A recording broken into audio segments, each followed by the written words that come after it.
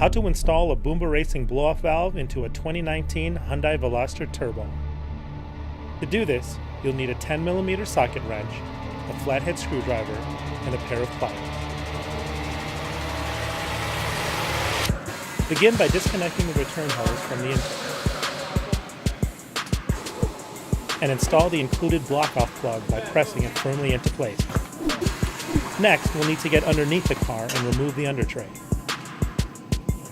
Once you get the undertray removed, you can see the location of the stock bypass valve. It's on the driver's side just behind the radiator. Disconnect the vent line and unbolt the bypass valve. Then, pull it out along with the return hose. Now it's time to install your Boomba Racing blow-off valve. Reconnect the vent line and bolt it into place. Tighten all 4 bolts evenly.